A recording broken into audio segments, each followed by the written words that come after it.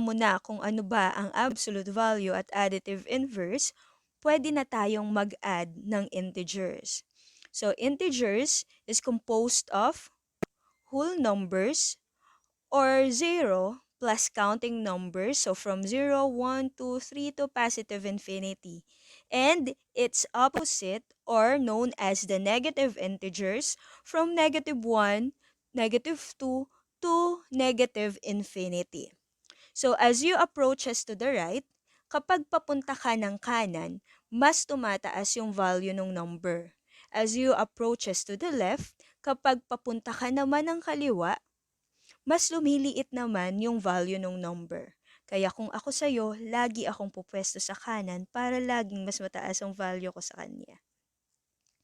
Moving on, so how can we add integers? Paano ba nag-a-add ng integers? So in the rule, we need to add the absolute value, then copy the common sign. So kapag pareho yung sign or like sign yung given, let's say parehong positive or parehong negative, ang operation na ginagamit ay addition, then kinokopya lang yung parehong sign nila.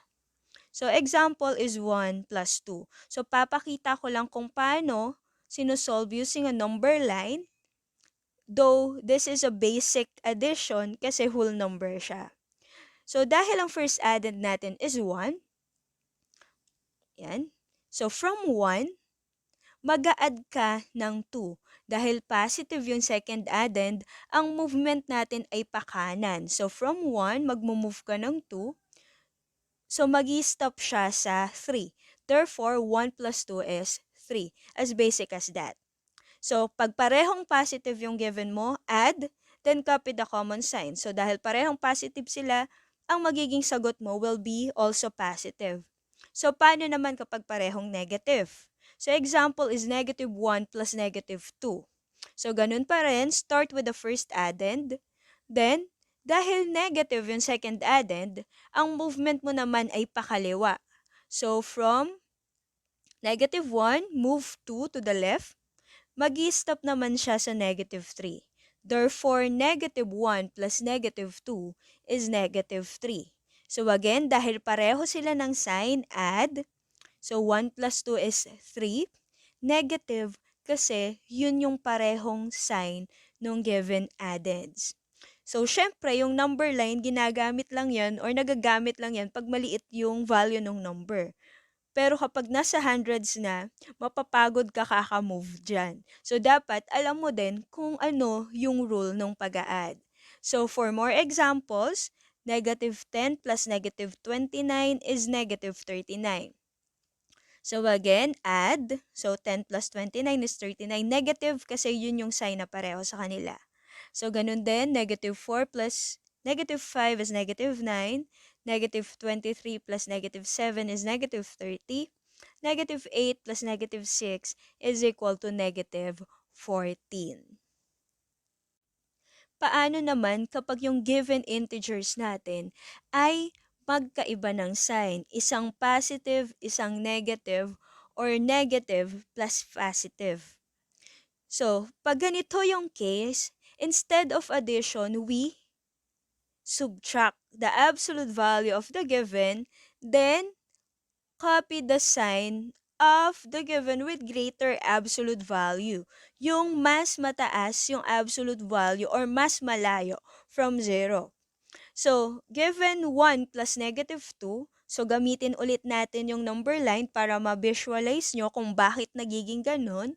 So, from the first addend, which is 1, magmo-move tayo ng 2 units pakaliwa kasi negative yung second addend natin. So, 1, 2.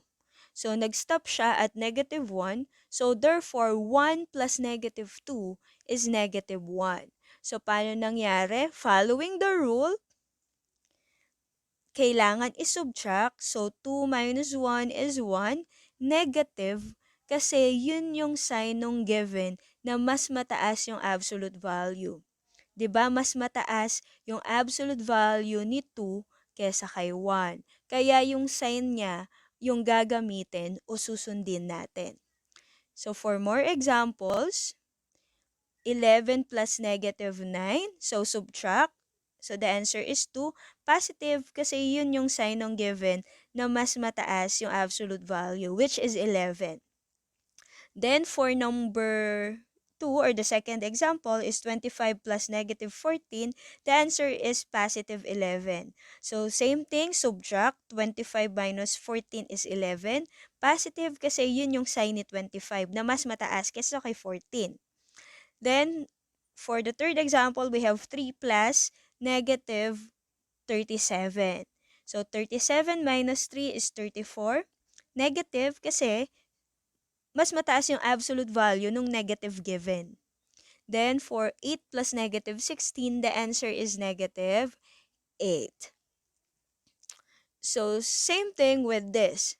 So, nauna yung negative before the positive. Pero the rule will be the same. So, subtract pa rin, then copy the sign of the given with greater absolute value. So, from negative 1, dahil positive yung second addend, ang movement naman natin ay pakanan. So, mag-stop siya at 1. So, negative 1 plus 2 will be 1. So, for other examples, we will have negative 13 plus 16 is 3. Positive kasi mas mataas yung value ni 16 than 13. So, yung sign niya yung susundin. So, negative 8 plus 4 is negative 4.